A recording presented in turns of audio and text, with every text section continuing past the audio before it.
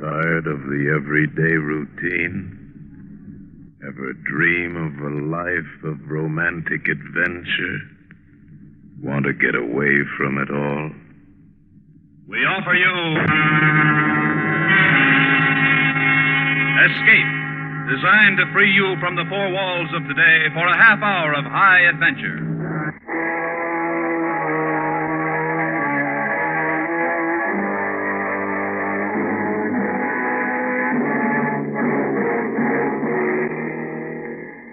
Years ago, in a science fiction classic, Green Splotches.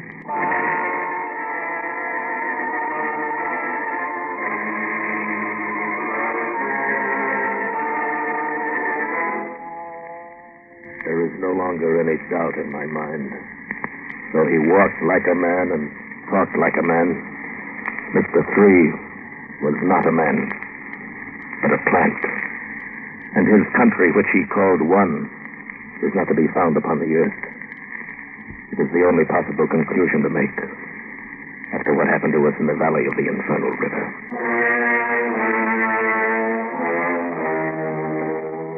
The three of us constituted the DeLong geographical expedition to explore and map the wild, uncharted region of the Andes between Peru and Chile. There was our leader, Professor Anton Demetrius, once of the University of Bucharest, and now one of America's most distinguished adopted scientists. In the valley of the Rio Infinio, we should find some very significant geological evidence which may well change our present conception of the age of our planet. There was young Leroy Haskell, the secretary of the expedition. Phi Beta Kappa, Ph.D., and as far as I was concerned, a scientific camp follower. He had written a book. The material I shall gather on this junket will make a book that should simply dwarf the success of my Reindeer in Iceland. And you know how well received it was. Then, of course, there was me, John Preston. My job was to survey the region and map it for the first time. There were two native guides, Jose and Pablo. We had been warned from the first. Everyone told us to stay away from the valley of the Infernal River, from which they all said no traveler has ever returned. But we were not to be dissuaded from our purpose. So after a week on the high mountain trails, we came at last to the entrance of the valley.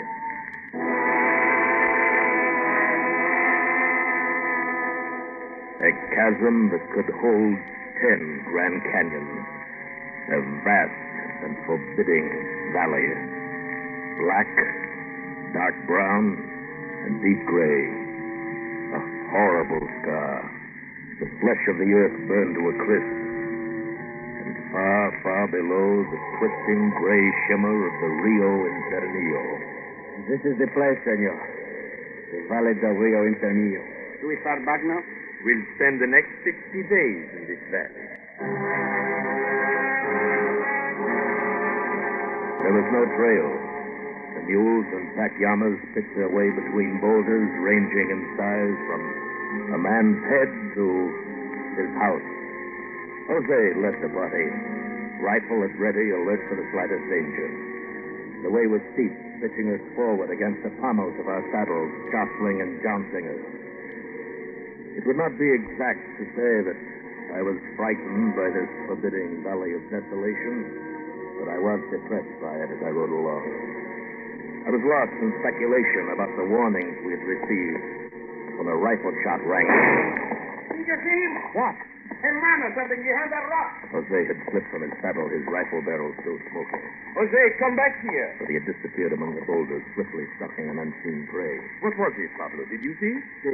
It was a man. Look, there they go. Down there between the rocks. Come on. We slipped from our mules and started down toward the spot where we had seen Jose running after a fleeting, yellowish figure. It is Jose. Hurry. But when we got there, all we found was Jose's gun.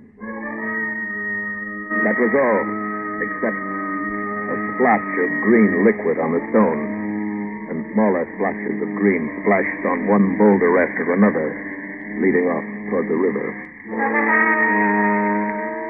We We followed the trail of green splotches, but they dwindled out a quarter of a mile away.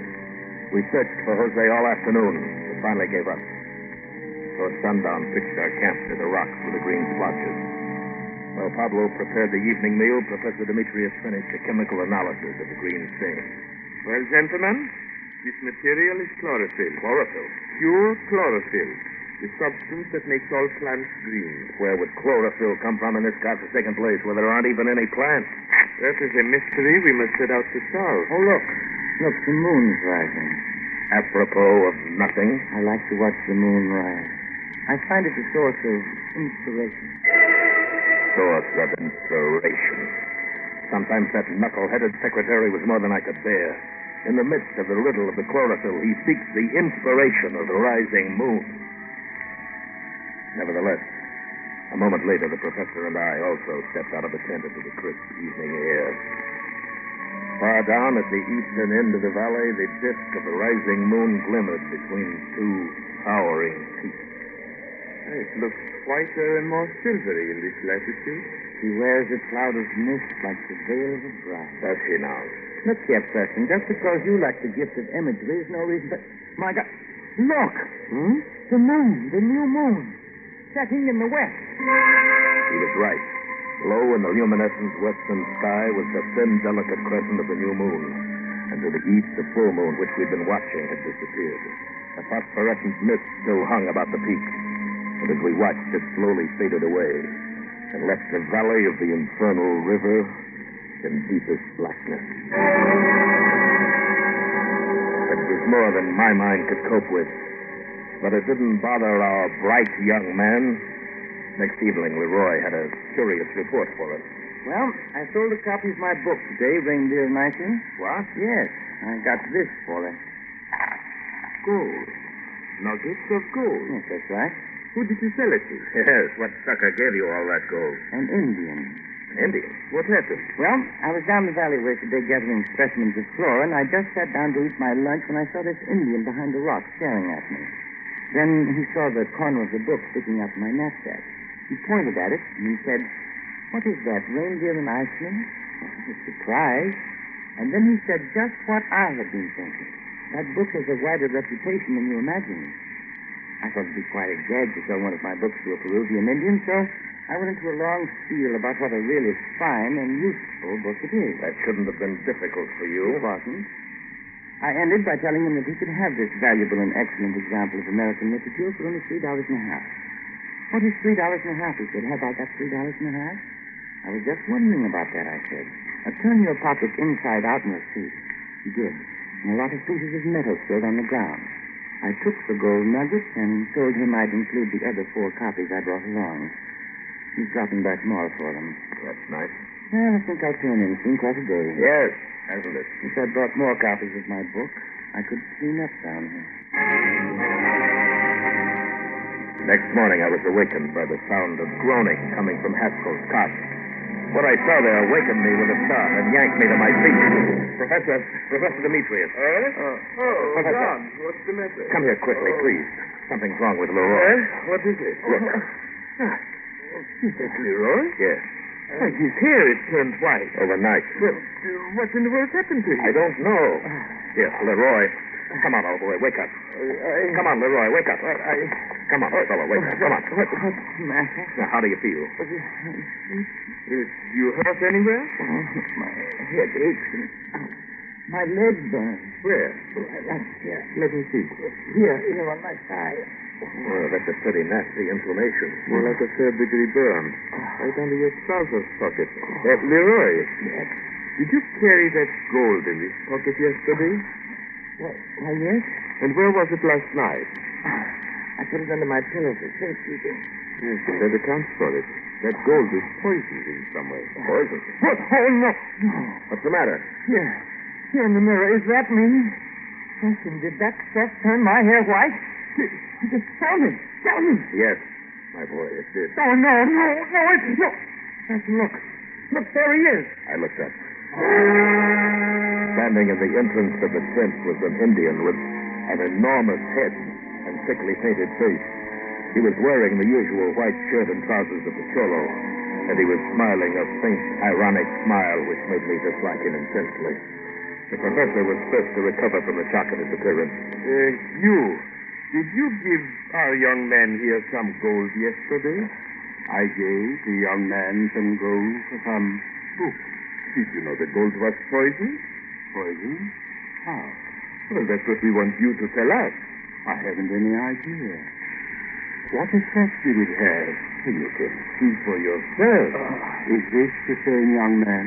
Yes, you nearly killed him. Oh, how interesting. It must be the effect of a metal I carried with the gold. I do not know what you call it in your language. Possibly you may never have heard of it.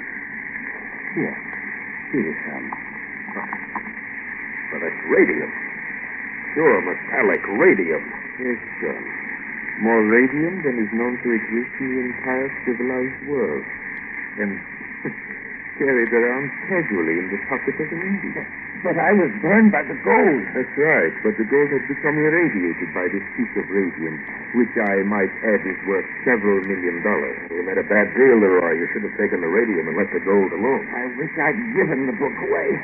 Can't you gentlemen ever communicate with each other without using words and sentences? What? Huh? Suppose, Mr. Preston, you desire to communicate with Mr. Demetrius. Would you How do you know my name? Have we met somewhere before? I'm sure we have not. But when I paused, you talked your name. So naturally I knew it at once. Telepathy? I believe that's the ancient word for it.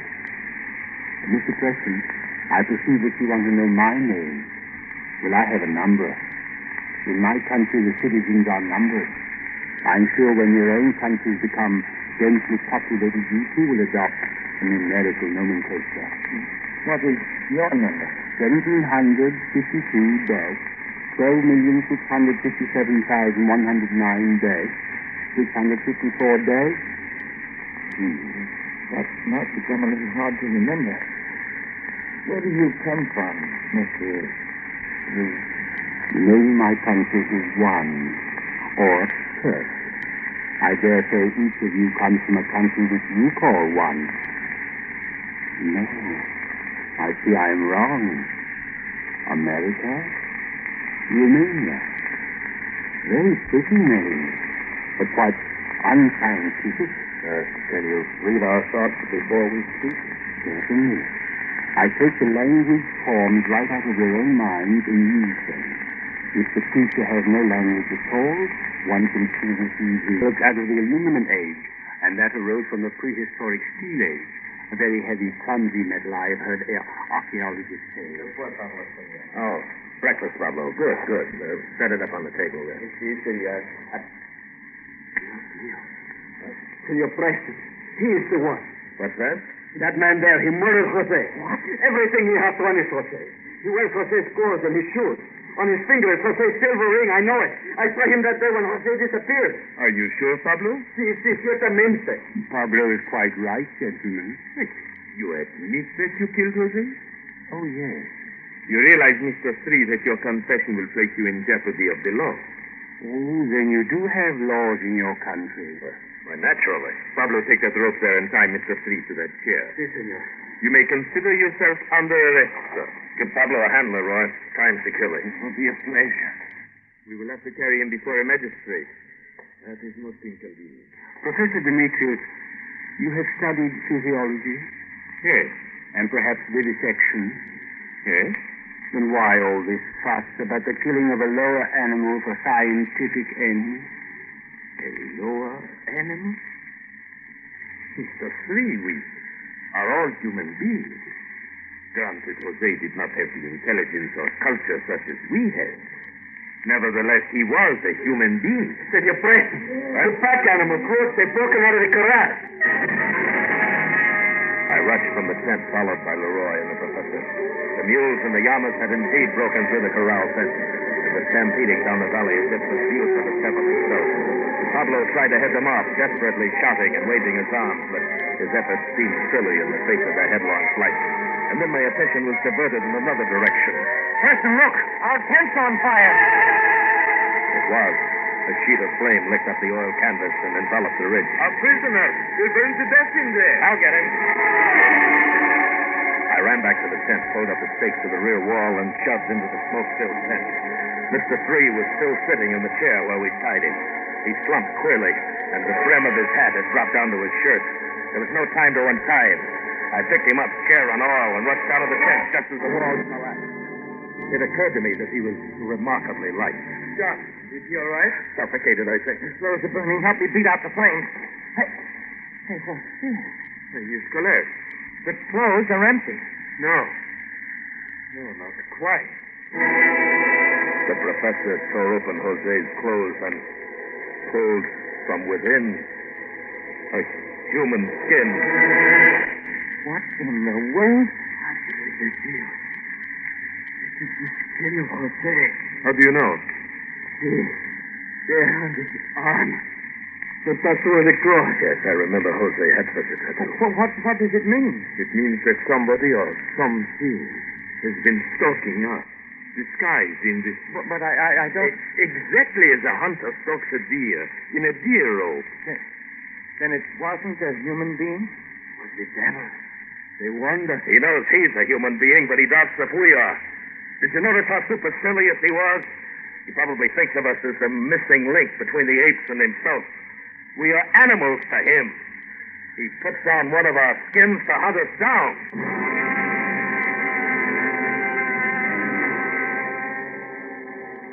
As we stood in the merciless sunshine in that black valley of hell, we were four frightened men, powerless to combat the kind of magic or witchcraft or super science which opposed it.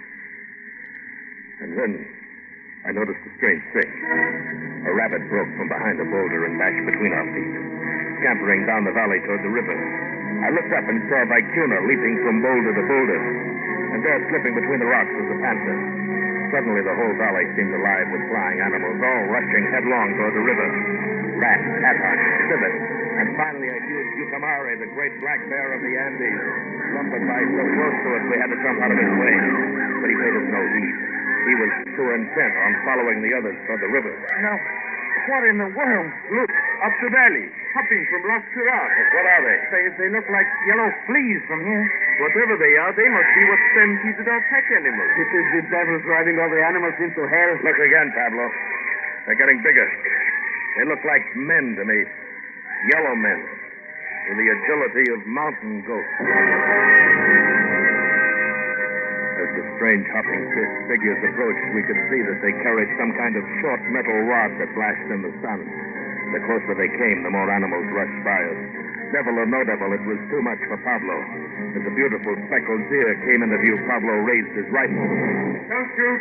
There must be no holes in the skin. We swirled around. Behind us on a large boulder stood Mr. Three. He was naked, having shed Jose's skin. His face still carried the red paint of his Indian masquerade, but the rest of his body was a soft yellow, like a ripe peach. His feet were disagreeably small, which accounted for the ease with which he escaped our ropes. In his hand, he carried a small metal rod. I must apologize for setting fire to your tent, gentlemen. It was quite accidental. I did it with this focusing rod as I slipped out of your rope. Focusing rod? Yes. What does it focus? Radio power. Why, that is the most compact transmitter I've ever seen. It's really quite primitive. I imagine it came into use among thinking creatures along with fire, the keystone of the ark, and the remote-controlled rocket. They were all important additions to human knowledge, but their discoverers and the dates of their discovery are lost in prehistoric eras. You men will follow the rest of the quarry to the river. Everyone must go. What did you say? Follow the rest of the animals to the river. Be quick about it. Now look here, Three. We'll do as we please. Why should we go? So our commander can select specimens to carry to the land of one. Oh, I see. He wishes our scientific advice on the selection of animals. Your advice? You bunch of idiots. He's going to select one of you as a specimen to carry to one. Now get along. I don't want to have to use force. You won't get us any other way. Take cover, men. The four of us threw ourselves behind the boulders. Mr. Three didn't move. He still stood on top of his rock a dozen feet away. I raised my rifle, got his huge, ugly head in my sights, and squeezed the trigger. But the gun never fired. And suddenly my arms and legs were contorted in painful spasms. My body stiffened, and it seemed as though my brain were on fire. When I opened my eyes, I was flat on the ground, and so were my companions. I think that you are convinced now of the futility of opposition. So shall we stroll together in the direction of the river? You realize that you're creating an international incident. The United States of America does not stand for such treatment of its citizens. You better think twice. This thing can get out of hand. It may even become a matter for the consideration of the United Nations, and it can certainly lead to war. Indeed. That should be interesting. Professor, you creatures really represent a scientific body? Why, of course we do. The DeLong Institution. How quaint. And I'd like to have some things explained. I'd be very happy to oblige if I can. Oh, yes, I perceive your questions. We are here to extract radium from the pitch blende in this valley.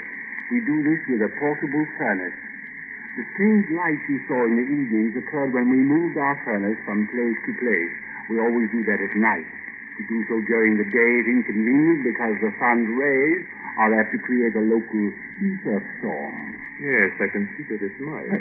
Hey, look. What? Look ahead there. A flying saucer to end all flying saucers. As we rounded a huge boulder, there stood an enormous cylinder of metal. It towered at least 750 feet into the air and rested on a stone which could not have been more than 4 feet in diameter. Its huge bulk shored up by metal rods several hundred feet long, which protruded from the ship where the barrel began to taper toward the stern. 500 feet up the side of the cylinder were controlling planes, which looked tiny in comparison to the great bulk, and indicated that it must travel through space at inconceivable speed. Around the base of the ship, squads of yellow men were rounding up the animals in cages and throwing them aboard. They worked with military precision, obviously under orders, although no sound was uttered since all communication was mental. As we approached the ship, 4 yellow men appeared with a large cage. And from a porthole about 75 feet above the stern, another yellow man with a scintillating scar on his forehead stared down at us. Mr. Three drew himself up stiffly and saluted. What followed was a one-sided conversation put into words by Mr. Three, apparently for our benefit.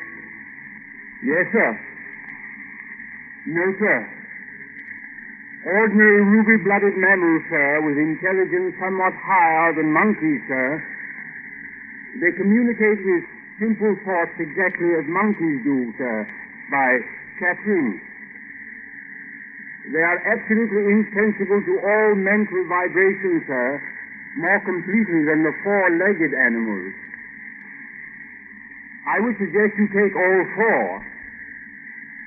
They will prove very amusing, sir, in the National Zoo. Their attempts to deceive each other and even me, sir, are quite ridiculous. I believe you will find them much more humorous than chimpanzees. Sorry you haven't the space. In that case, I suggest you take the brown one. He is the best physical specimen and obviously better adapted to his habitat. None of them have any minds to speak of. Very well, sir. As the yellow men closed in on him, Pablo whipped out his knife, slashing and stabbing at his assailant. And every time his knife found a mark, green liquid spurted from the yellow body. They finally disarmed him, and in answer to the thoughts of one of them, Mr. Three said, I can't use my focusing rod. It might destroy what little mind he has. A moment later, they were carrying Pablo by arms and legs toward the cage. He turned his pathetic, bloody face toward me. Senor Foster, for the love of Holy Mary, save me! Save me! And something snapped in my brain. I started toward Pablo's captors. Mr. Three leveled his focusing rod, and my brain seemed on fire, and everything went black.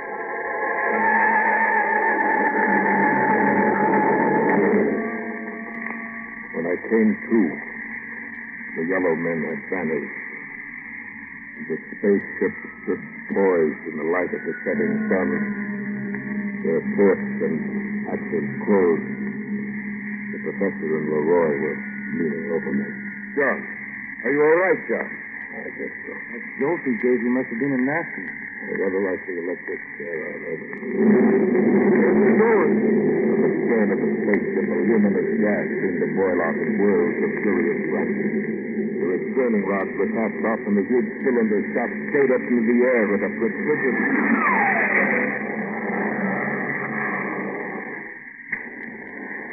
Blue, green, yellow, orange, red. And disappeared. You mean exactly, John? It was going so fast, the light of the exhaust ran through the entire color spectrum. It was traveling at least at the speed of light, 186,000 miles per second. Look that phosphorescent glow. It's all over the hill. Yes. It's all over us. Yes. I believe we are covered with the residual emanations of radium. I suggest we go down to the river and wash it off. Otherwise, it will presently kill us. Professor? Yes? Did you notice the green liquid spurting from those creatures when Pablo knifed them? Like green blood? It was not blood. It was chlorophyll. But how could... You see, gentlemen, Mr. Three and his comrades were not animals. They were plants. What? Impossible. But true. Well, Leroy, you should be able to write quite an interesting book about this expedition. One that might even outsell Reindeer in Iceland. Yes, Professor. But who would believe it?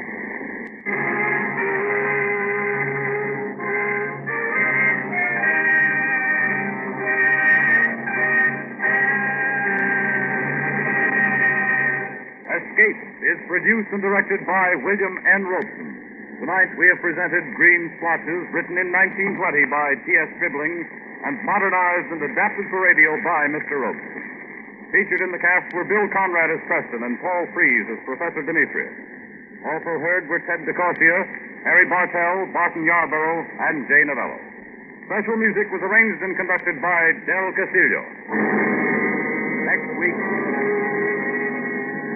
You're trapped on a lost plateau in the shadowy depths of the Grand Canyon. At your feet lies a fortune in ancient gold, and beside you, holding a gun at your head, is a half-crazed Indian from whom there is no escape. Next week, we escape with the story of a man who faced the murderous fanaticism of an ancient tribe to recover a fabulous treasure in golden relics, as Paul Pierce tells it in Grand Canyon Suite. Goodbye, then, until the same time next week, when once again we offer you Escape.